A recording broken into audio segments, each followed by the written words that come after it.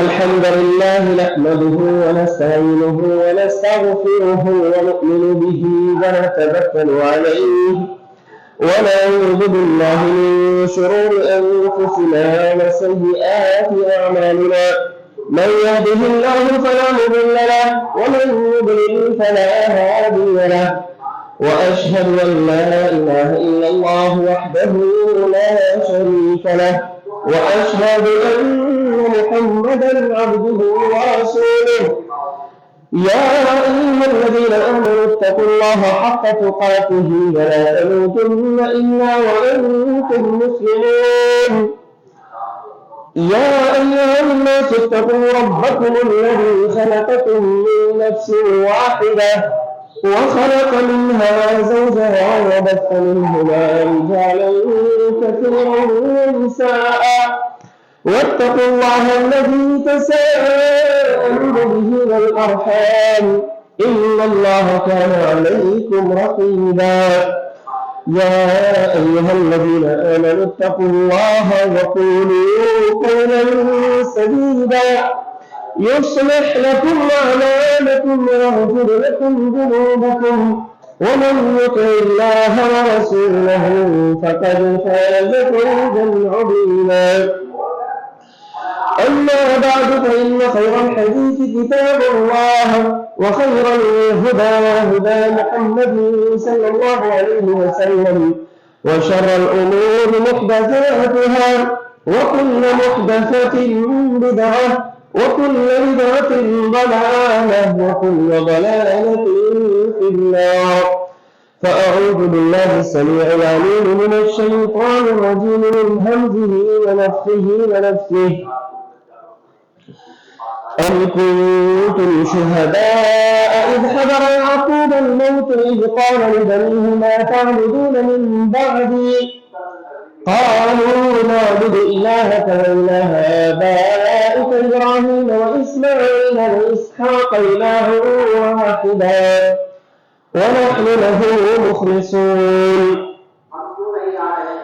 وقال تعالى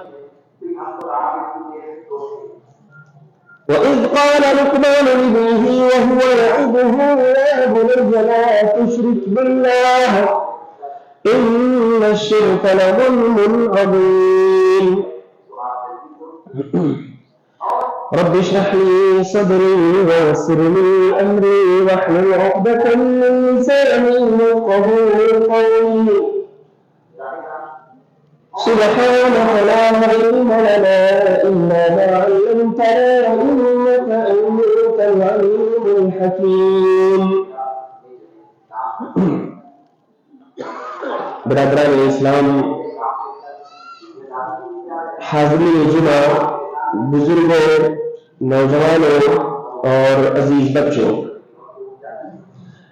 سب سے پہلے میں اپنے نفس کو اور آپ تمام حضرات کو تقوی کی وصیت کرتا ہوں کیونکہ یہ تقوی ہی ایک مومن کا سب سے بڑا سرمایہ ہے چاہے ہم خلوت میں ہو چاہے ہم جلوت میں ہو چاہے ہم محفل میں ہو چاہے ہم اکیلے میں ہو چاہے ہم تنہائی میں ہو ایک مومن کا سب سے بڑا سرمایہ اس کا تقوی ہوتا ہے اللہ رب العالمین سے اس کا ڈرنا اور اللہ سے اس کی پرہیزگاری ہوتی ہے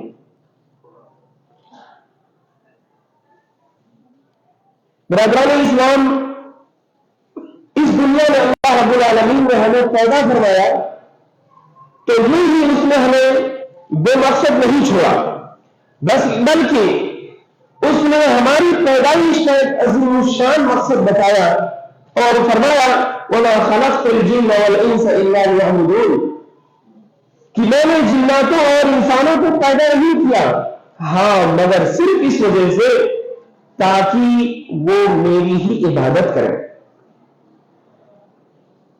جب ہم اس دنیا میں ایک مشن کے تحت ایک مقصد کے تحت اور ایک عظیم مقصد کے تحت آئے ہیں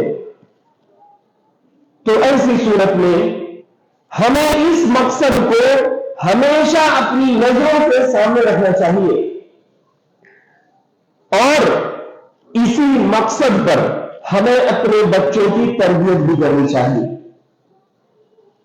حضرت عبداللہ بن عباس رضی اللہ عنہ فرماتے ہیں کہ اللہ نے یہ فرمایا وما خلقت الجن والانس الا ليعبدون کہ میں نے جناتوں اور انسانوں کو صرف اس لیے پیدا کیا ہے تاکہ وہ میری عبادت کریں. عبداللہ بن عباس رضی اللہ عنہ اس کی تفسیر کرتے ہوئے فرماتے ہیں الا ليوحدون تاکہ وہ میری توحید بجا لیں. میرے بھائیوں یہ توحید کیا چیز ہے؟ توحید یہ کیا چیز ہے جس کی خاطر اللہ رب العالمین نے ہمیں پیدا فرمایا؟ یہ وہ ہمارا وہ ازلی مقصد ہے جس کی مقصد کی خاطر ہم پیدا ہوئے ہیں. اور توحید کہتے ہیں کہ اللہ رب العالمین کو ایک سمجھنا, اللہ رب العالمین کو اس کے رب ہونے میں, اس کے خالق ہونے میں, اس کے مالک ہونے میں, اس دنیا کو چلانے میں, اس دنیا کے مدبر ہونے میں اللہ رب العالمین کو ایک اکیلا سمجھے اور لا شریک سمجھے کہ اس دنیا کو چلانے میں اللہ رب العالمین کا کوئی بھی ساجی اور شریک نہیں ہے. توحید یہ بھی ہے, توحید یہ بھی ہے کہ ہم نے جب اللہ رب العالمین کو اپنا رب, اپنا مالک, اپنا خالق, اس دنیا کا مدبر, اس دنیا میں ایک بھی پتا گرتا ہے تو اللہ کی مرضی سے گرتا ہے, ایسا جب سب کچھ ہم نے سمجھ لیا تو پھر ہمارا فرض ہے کہ ہماری ساری عبادتیں, ہمارے سارے سجدے, ہمارے سارے رکوع, ہمارا جھکنا, ہمارا جینا, ہمارا مرنا, ہماری قربانی الغرض کی ہم اپنے دل میں اگر ایک تھوڑا سا اندر خوف بھی محسوس کرے تو وہ بھی اللہ رب العالمین کے لیے ہونا چاہیے. توحید یہ ہے کہ ہم جب اللہ رب العالمین کو ایک اکیلا تصور کرتے ہیں تو ہماری عبادت کی جتنی بھی شکلیں ہو سکتی ہیں, عبادت کی جتنی بھی شکلیں ہو سکتی ہیں, چاہے وہ نماز اور روزے کی شکل میں ہو, چاہے وہ صدقہ و خیرات کی شکل میں ہو, حتیٰ کہ آپ نظر و نیاز بھی مان رہے ہو تو یہ بھی اللہ رب العالمین کے لیے ہونا چاہیے. اس میں ہلکا سا بھی شائبہ اللہ کے علاوہ کسی اور کا نہیں ہونا چاہیے. اور یہی حقیقی توحید ہے. ورنہ اللہ رب العالمین کو اکیلا ماننا, لا شریک ماننا, وہ تو دنیا کی تمام قومیں مانتی ہیں. وہ لوگ جو کئی کروڑ معبودوں کی پوجا کرتے ہیں وہ بھی فائنلی اور اخیر میں کہتے ہیں کہ ان کا مالک ایک ہے. تو کمال یہ ہے کہ ہم اللہ رب العالمین کو ایک اکیلا رب مانتے ہوئے اپنی عبادت کے تمام مظاہر اللہ رب العالمین کو خاص کر دیں. عبادت کی کسی بھی شکل میں ہم اللہ رب العالمین کے علاوہ کسی کو شریک نہ کریں. تو توحید یہ ہے, اور اسی توحید پر ہمیں خود اپنی بھی تربیت کرنی چاہیے اور اپنے بچوں کی بھی تربیت کرنی چاہیے. اور اس تربیت کا اگر معنی و مفہوم اگر ہم سمجھنا چاہیں میرے بھائیوں تو آج اس دنیا میں تربیت کا کارنامہ ہر طرف چل رہا ہے, تربیت کا پروگرام ہر طرف چل رہا ہے. وہ قومیں جو دنیا میں انسانیت کو کا ننگا ناچ نچانا چاہتی ہے, جو قومیں یہ چاہتی ہیں کہ دنیا میں انسانیت اپنی جو ہے اپنے جامے سے باہر آ جائے اور انسانیت ہر طرح کی جو ہے کفر و شرک, ہر طرح کی بے حیائی, ہر طرح کی عیاری اور مکاری کرنے پر اتر آئے, وہ قومیں ہی تربیت کا پروگرام چلاتی ہیں. دراصل اللہ رب العالمین نے انسان کا جسم بنایا ہی اس طرح سے ہے کہ اسے تربیت چاہیے ہوتی ہے. آج اگر کوئی ایک کام آپ کر لے تو کل اسی وقت وہ کام کرنے کا آپ کا جسم تقاضا کرے گا. تو یہ تربیت ہے. تربیت کا معنی یہ ہوتا ہے کہ اپنے جسم کو, اپنی عادتوں کو, اپنے نفس کو ایسی چیزوں کا اسٹیپ بائی اسٹیپ مرحلہ وار طریقے سے آپ کسی چیز کا عادی بنائے, کسی چیز پر اس کو جما دے کہ اسی چیز کا وہ نفس آپ کا خوگر بن جائے اور آپ اس چیز کے عادی ہو جائے. تربیت کا معنی ہوتا ہے نشو و نما, کسی چیز کو, چھوٹے سے پودے کو آگے بڑھایا جائے یہاں تک کہ وہ بڑا ہو کر کے ایک درخت بن جائے اور اس کے اندر کمال پیدا ہو جائے. اسی کا نام تربیت ہے. اور اس میں سب سے مشکل کام انسانوں کی تربیت کا ہوتا ہے. اور یہ تربیت اتنا اہم مقصد ہے کہ اسی کی خاطر اللہ رب العالمین नबियों को भेजा करता था। अल्लाह के रसूल सल्लल्लाहु अलैहि वसल्लम के बारे में फरमाया, हुवल्लज़ी बअसा फिल उम्मिय्यीन रसूलन मिनहुम यतलू अलैहिम आयातिही व युज़क्कीहिम व युअल्लिमुहुमुल किताब वल हिकमा, कि वही वो ज़ात गिरानी है जिसने उम्मी लोगों के अंदर, अनपढ़ लोगों के अंदर उन्हीं के नफ्स में से एक रसूल भेजा, जो रसूल उनके ऊपर कुरान की आयतों की तिलावत करता है, उनका तज़किया करता है, वो युज़क्कीहिम व युअल्लिमुहुमुल किताब वल हिकमा, और उन्हें किताब व सुन्नत की तालीम देता है। ये तज़किया क्या है मेरे भाइयों? ये नफ्स का काट छांट करके नफ्स को दुरुस्त बनाना, यही तो तज़किया है। अल्लाह के रसूल सल्लल्लाहु अलैहि वसल्लम ने सहाबे किराम की एक जमात की तरबियत की, उनका तज़किया किया। आज जमात, आज सहाबे किराम की जमात हमारे लिए, हम सब के लिए उसवा और नमूना वाली जमात है। तो ये तरबियत इतनी अहम चीज है कि दुनिया की, आज देखेंगे वो कौमें जो आपके आने वाली नस्लों में बेहयाई फैलाना चाहती है, वो आपके बच्चों की कैसी तरबियत करती है। बच्चियों के छोटे छोटे कपड़े, छोटे छोटे कट्स लगाए जाते थे ताकि वो बड़ी होकर के वो कपड़े बड़े कट्स वाले कपड़े बन जाए और इसी तरह से वो और ज्यादा बेहयाई के काम कर सके। तो दुनिया में हर कोई तरबियत के अपने अपने अपने हिसाब से अपनी तरबियत में मशगूल है। और अगर आप अपने नफ्स को छोड़ देंगे, आप अपने नफ्स की खुद तरबियत नहीं करेंगे, तो समाज और मुआशरा उसकी तरबियत करेगा। इंटरनेट हत्ता की टीवी उसकी तरबियत करेगी, क्योंकि हर नफ्स तरबियत चाहता है। जब उसकी तरबियत छोड़ी जाएगी तो वो कहीं ना कहीं से, चाहे साथी, दोस्त, यार, जो भी उसके मिलेंगे, कहीं ना कहीं किसी न किसी जरिए से उसकी तरबियत हो जाएगी। तो मेरे भाइयों, मैं बात ये कर रहा था कि हम औलाद की तरबियत तौहीद पर करें। ये इतना अहम मकसद है कि अगर आप चाहें तो आपकी औलाद की अगर तरबियत तौहीद पर होती है तो वही औलाद आपके लिए सबसे जारिया बन सकती है।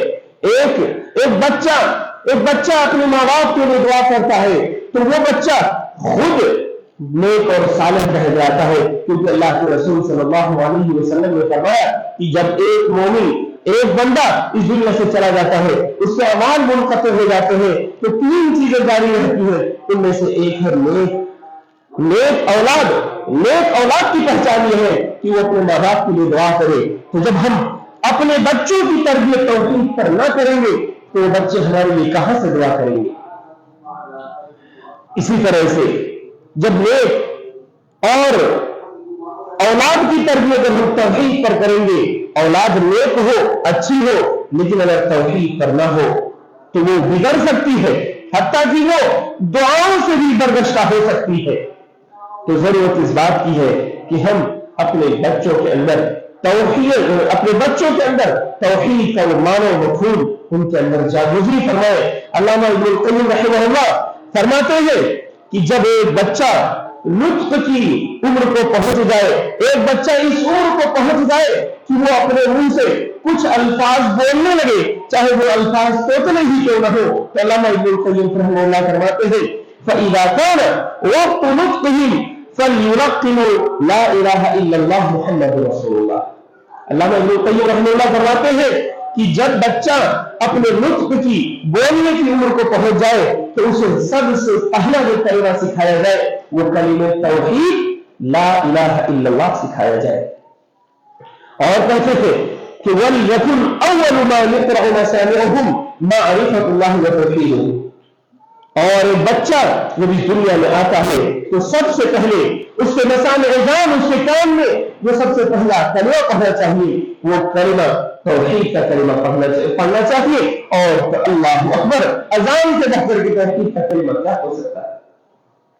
तो ये औलाद की तरबियत इस तरह से उसके अव्वल दिन से तौहीद पर होनी चाहिए। मेरे भाइयों, ये तरबियत अंबिया अलैहिमुस्सलातु वस्सलाम ने भी अपनी औलाद की तरबियत तौहीद पर की है। हजरत इब्राहीम अलैहिस्सलातु वस्सलाम जो अबुल अंबिया है, जो इमामुल मुवहिदीन है, वो खाने काबा की तामीर करते हैं। और खाने काबा की तामीर करते वक्त हजरत इब्राहीम अलैहिस्सलातु वस्सलाम खाने काबा को बुतों की गंदगी से किस तरह पाक करना चाहते हैं, तो वो खाने काबा के लिए अल्लाह रब्बुल आलमीन से दुआ करवाते हैं और कहते हैं اللہ رب العالمین ارشاد فرماتا ہے وَإِذْ بَوَّأْنَا لِإِبْرَاهِيمَ مَكَانَ الْبَيْتِ أَلَّا تُشْرِكْ بِي شَيْئًا وَطَهِّرْ بَيْتِيَ لِلطَّائِفِينَ، اور جب ہم نے حضرت ابراہیم علیہ السلام کے لیے خانہ کعبہ کی جگہ فکس کر دی تو ہم نے یہ حکم کیا اللہ تشرک بی شیئا، کہ تم میرے ساتھ کسی کو شریک مت کرنا اور میرے گھر کو پاک و صاف رکھنا۔ آپ جانتے ہیں مکے میں حضرت ابراہیم علیہ السلام ایک نسل کی بنیاد رکھ رہے ہیں، اور اس نسل کی بنیاد رکھتے وقت شروعات کر رہے ہیں، اپنے بچوں کے لیے دعا کر رہے ہیں۔ وہ دعا کے کلمات اللہ تعالیٰ اس طرح سے فرماتا ہے، ابراہیم علیہ السلام نے فرمایا وَإِذْ قَالَ إِبْرَاهِيمُ، اور جب ابراہیم علیہ السلام نے کہا، دعا کی، رَبِّ اجْعَلْ هَٰذَا الْبَلَدَ آمِنًا، اے میرے رب تو اس شہر کو امن و امان والا بنا دے، وَاجْنُبْنِي وَبَنِيَّ أَن نَّعْبُدَ الْأَصْنَامَ، اور مجھے اور میرے اولاد کو، میرے بچوں کو بتوں کی پوجا سے بچا لے۔ رب انہن اضللن کثیرا من الناس، اے میرے رب ان بتوں نے لوگوں کو بہت زیادہ گمراہ کیا ہے۔ یہ ابراہیم علیہ السلام ہے، خانہ کعبہ کی تعمیر کر رہے ہیں، آگے آنے والی ایک نئی نسل کی بنیاد ڈال رہے ہیں، اس کے لیے اللہ سے دعا کر رہے ہیں کہ اللہ رب العالمین تو اس شہر کو امن و امان والا شہر بنا دے، اور دوسری دعا یہ ہے کہ میرے بچوں کو شرک سے بچا دے۔ یہ شرک کیا ہے؟ توحید کے خلاف، توحید کے خلاف، اللہ وحدہ لا شریک کی عبادت کے خلاف اس کی سب سے بڑی ضد جو چیز ہے شرک۔ تو انبیاء علیہ السلام اپنے اولاد کے لیے توحید کی اور شرک سے پناہ کی دعا مانگا کرتے تھے۔ تو ضرورت اس بات کی ہے کہ ہم بھی اللہ رب العالمین سے اپنی اولاد کے لیے، اپنے بچوں کے لیے توحید کی بھیک مانگا کریں، اور اللہ رب العالمین سے یہ دعا کیا کریں کہ اللہ رب العالمین کو ہمارے بچوں کو شرک جیسی گندگی سے بچا کے رکھنا۔ اسی طرح سے ابراہیم علیہ السلام کی نسل آگے بڑھتی ہے، ان کے بیٹے حضرت اسحاق پیدا ہوتے ہیں، حضرت اسحاق کے بیٹے حضرت یعقوب پیدا ہوتے ہیں، اللہ نے انہیں ایک صاحب ذریت نبی بنایا ہے۔ اب ان کی وفات کا وقت قریب، بچوں کی تربیت توحید پر کیسے ہونی چاہیے؟ حضرت یعقوب علیہ السلام جن کو اللہ نے ایک بڑی تعداد عطا کی تھی بچوں کی، ان کی وفات کا وقت قریب ہے۔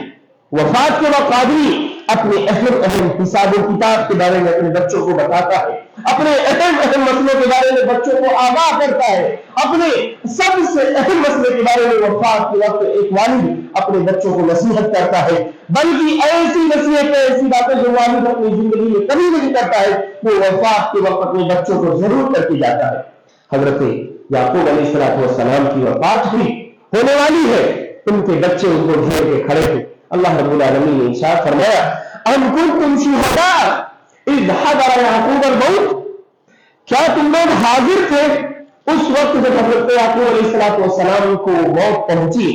اذ قال لبنیہ، جب انہوں نے اپنے بچوں سے کہا، اپنے بیٹوں سے کہا، ما تعبدون من بعدی، تم لوگ میرے بعد کس کی عبادت کرو گے؟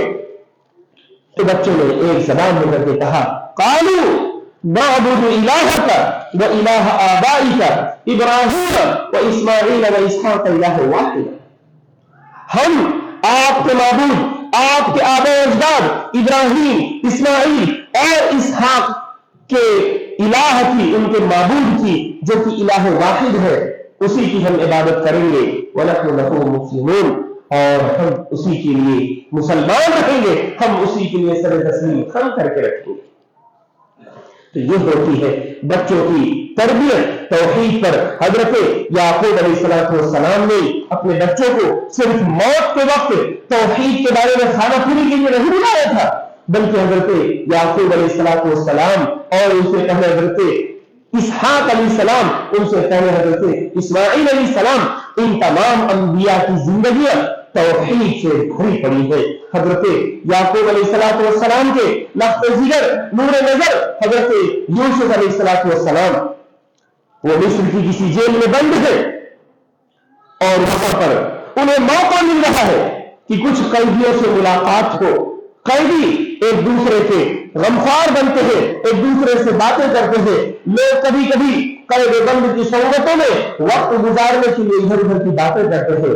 حضرت یوسف علیہ السلام موقع غنیمت جانتے ہیں اور وہ کہتے ہیں اپنے جیل کے ساتھی سے، یا صاحب السجن ارباب متفرقون خیر ام اللہ واحد القہار، کہ اے میرے جیل کے ساتھی تم یہ بتاؤ، تم اپنے نفس سے یہ پوچھو، کیا یہ مختلف قسم کے جو رب ہے، مختلف قسم کے جو معبود ہے، یہ زیادہ بہتر ہے یا ایک اللہ واحد جو قہار ہے وہ زیادہ بہتر ہے؟ یہ حضرت یوسف علیہ السلام توحید کا کس طرح سے درس جیل کے اندر دے رہے ہیں. میرے بھائیوں، اسی طرح سے اللہ رب العالمین نے حضرت سیدنا لقمان جو کہ اللہ کے ایک نیک بندے تھے، ان کے نام سے اللہ رب العالمین نے ایک سورہ مبارکہ قرآن میں نازل فرمائی، اور حضرت لقمان کے بارے میں اللہ تعالیٰ نے فرمایا کہ وَلَقَدْ آتَيْنَا لُقْمَانَ الْحِكْمَةَ عَنِ الشُّرْكِ اللَّهِ، اور ہم نے لقمان کو حکمت عطا کی تھی، دانائی عطا کی تھی. آج دنیا حکمت اور دانائی کے پیچھے بہت بھاگتی ہے. دنیا ہر کسی بڑے عقل والے کو، بڑے کسی ٹینکر کو جو ہے فالو کرتی ہے. آج اللہ رب العالمین جس آدمی کی حکمت کے بارے میں، عقل مندی کے بارے میں گواہی دے رہا ہے، حضرت لقمان وہ اپنے بیٹے کو نصیحت کرتے ہیں. جب ایک آدمی اپنے بیٹے کو نصیحت کرتا ہے اور وہ عقل مند آدمی ہوتا ہے تو اس کی نصیحت کا ایک مقام ہوتا ہے. آج دنیا بھاگی پڑی جا رہی ہے یونان کے فلسفے کے پیچھے، کہتے اس میں بڑی عقل والی باتیں ہیں، بڑی فلسفیانہ باتیں ہیں. وہ یونان کے فلسفے، وہ چاہے کتنے بھی مشرکانہ ہو، چاہے یونان کتنا بھی بت پرستی کے دور میں غرق ہو چکا ہو، لیکن اس کے فلسفے کے پیچھے لوگ بھاگتے تو کیونکہ اس میں عقل کی باتیں ہیں. اللہ رب العالمین آپ کو دعوت دے رہا ہے کہ حضرت لقمان جن کو ہم نے عقل اور حکمت عطا کی تھی، ان کی نصیحت ان کے بیٹے سے، ان کی جو نصیحت ہے وہ اپنے بیٹے کو کر رہے ہیں، اس نصیحت کو سنو. حضرت لقمان اپنے بیٹے کو نصیحت کرتے ہوئے فرماتے ہیں، اللہ رب العالمین فرماتا ہے وَإِذْ قَالَ لُقْمَانُ لِابْنِهِ وَهُوَ يَعِظُهُ، اور جب لقمان نے اپنے بیٹے سے کہا، جبکہ وہ اپنے بیٹے کو نصیحت کر رہے تھے، یا بنیا، اے میرے پیارے بیٹے، لا تشرک باللہ ان الشرک لظلم عظیم، اے میرے پیارے بیٹے تم کبھی اللہ کے ساتھ شرک مت کرنا، بے شک شرک یہ سب سے بڑا ظلم ہے. اللہ رب العالمین لقمان کے واقعے میں ہمیں یہ سبق دے رہا ہے کہ ہمیں ہمارے بچوں کی تربیت کس انداز کی کرنی چاہیے. لقمان نے اپنے بیٹے کو بہت ساری نصیحتیں سکھائی. انہوں نے نماز میں قائم کرنے کی نصیحت سکھائی، انہوں نے امر بالمعروف نہی عن المنکر کی نصیحت سکھائی، انہوں نے کہا لوگوں کے سامنے گاٹ بھلا کر کے منہ بھلا کر کے مت آیا کرے. بہت ساری نصیحتیں حضرت لقمان نے اپنے بیٹے کو سکھائی. لیکن حضرت لقمان اپنے بیٹے کو نصیحت کرتے وقت شروعات کس سے کرتے تھے؟ یا بنیا لا تشرک باللہ، اے میرے بیٹے تم اللہ کے ساتھ شرک مت کرنا، بے شک شرک یہ سب سے بڑا ظلم ہے. تو ضرورت اس بات کی ہے کہ ہم بھی اپنی اولاد کی تربیت توحید پر کریں. جب اولاد توحید پر ہوگی تو وہ اللہ کی نیک، اللہ کے لیے وہ نیک ہو جائے گی اور وہ اپنے والد کے لیے بھی نیک ہوگی. اور جب اولاد توحید سے ہٹے گی تو وہ اس کی پیشانی آوارہ ہو جائے گی. دنیا کے کس آستانے پہ جا کے اس کی پیشانی ٹھیکے، اس کی کچھ گارنٹی آپ نہیں لے سکتے ہیں. اللہ رب العالمین سے دعا ہے کہ رب العالمین ہم تمام مسلمانوں کو توحید کی اہمیت کو سمجھنے کی توفیق عطا فرمائے. اقول قولی هذا واستغفر الله لي ولكم ولسائر المسلمين فاستغفروه من كل ذنب انه هو الغفور الرحيم.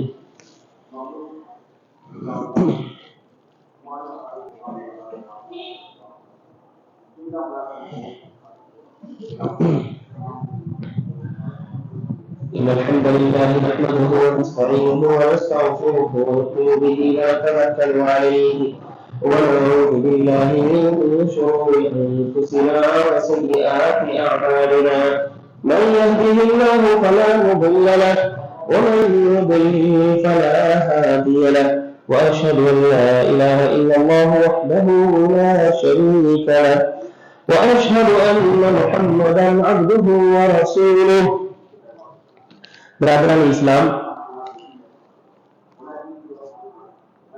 توحید کے بارے میں جب ہم ذکر کرتے ہیں تو اللہ کے رسول صلی اللہ علیہ وسلم کی نصیحتیں آپ کے پیچھے آپ کی سواری پر حضرت عبداللہ ابن عباس رضی اللہ عنہما بیٹھے ہوئے ہیں۔